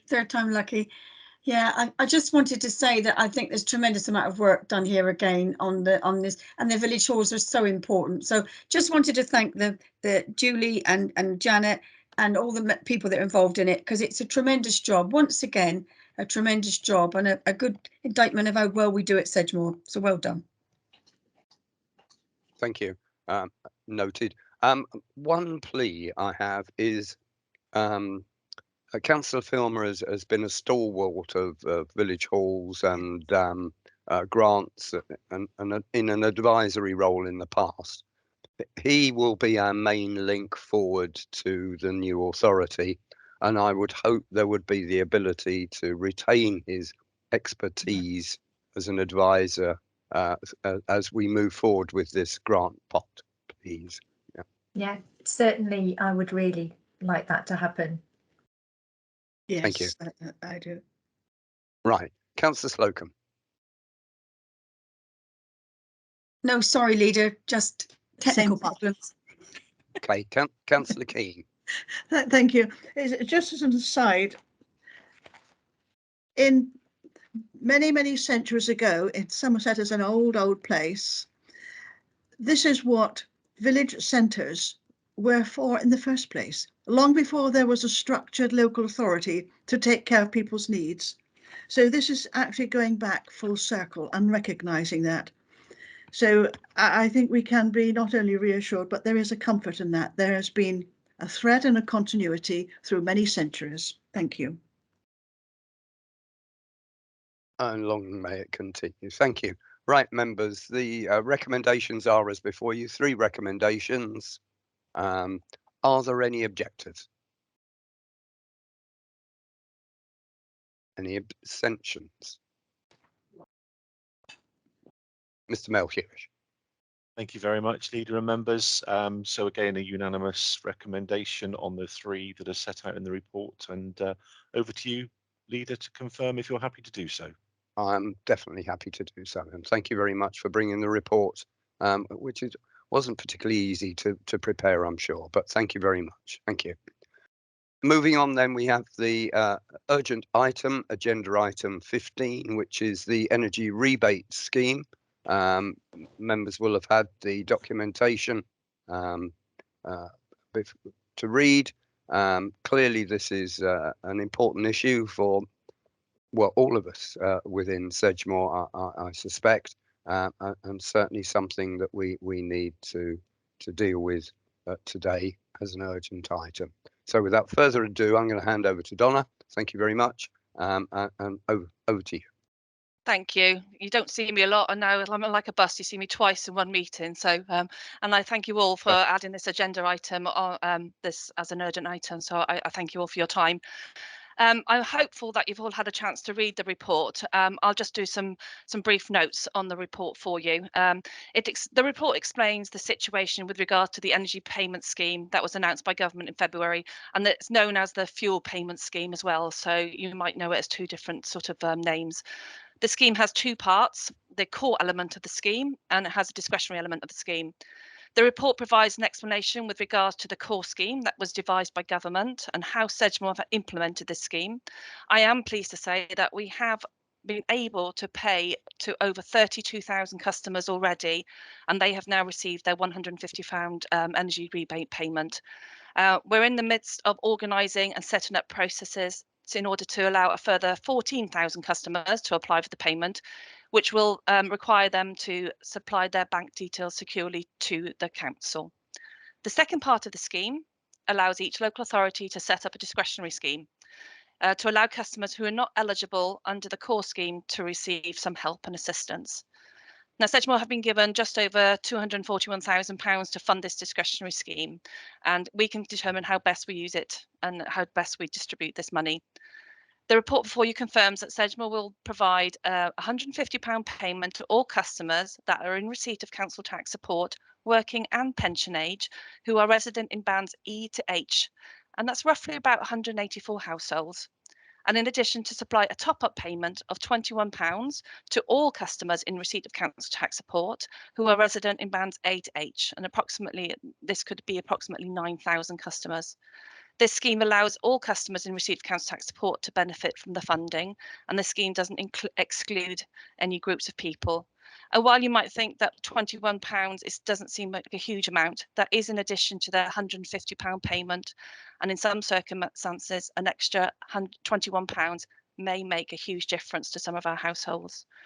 In addition to this scheme, and upon recommendation from the government, local authorities will keep back £5,000 and any other excess after implementing the discretionary scheme of £21 as an exceptional circumstances fund. This part of the scheme will help benefit customers who do not meet the criteria for any of the schemes, but are still and are not liable for council tax, but they still may have some energy bills that they're liable for. Now, that concludes my report for the energy repayment scheme today, and I therefore request approval of the discretionary scheme. And I'm happy to take any questions or comments or ask, anything to do with the report itself.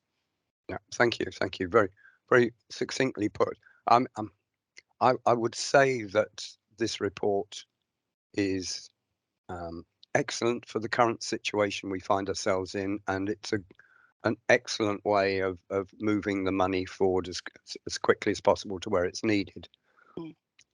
Being a small minor politician, I look at schemes now and the impact of rising energy costs on the population outside of those areas that are captured here. And we may find ourselves in a year's time or in 6 or 7 months' time where people find themselves in difficult situations as a result of the rising energy costs. So that band of people who may be tipped into an area of fuel poverty or areas through no fault of their own, but through to circumstances beyond their control. And that is the worry for me. I mean, particularly, I would say there's people in rural areas who are reliant on perhaps oil or electricity, and there is no alternative energy supply for heating or light. So we could find ourselves in the not too distant future facing a larger crisis than we currently have. And whilst I hope the government schemes will compensate for that, it's those hard to reach people who will not say anything that worry me in the future. But but this report does what it says, and I'm grateful for you bringing it forward. Thank you. Members, any comments or questions? Councillor Slocum. Sorry, Leader, I did put my hand up before, but I think you said it all. I think you said it all very succinctly, actually. And I think, again, thank Donna and the team for the work they've done on this, because it's obviously been added work, very much added work to this. So on top of your ordinary day job. So this has been a lot to do. So thank you very much. Thank you. Yeah. Thank you, Councillor. Yeah, and we just wonder what more work that will be sent our way in this area in over the next 9-10 months. Yeah, that'd be interesting to watch this space. But thank you. Any other members or comments or questions? No. In that case, then the two recommendations are as before you. Are there any objectors? Anyone wishing to abstain? Mr. Melchiorish. Thanks very much again, Leader, and another unanimous recommendation there for you to confirm that you support. Yeah, I'm happy to confirm. And once again, thank you, Donna, and to everyone today for their attendance and their input into the meeting. Thank you very much. There being no further agenda items, I therefore declare the meeting closed and hope everyone can take advantage of some of the sun that there is out there today. Thank you very much. Thank you.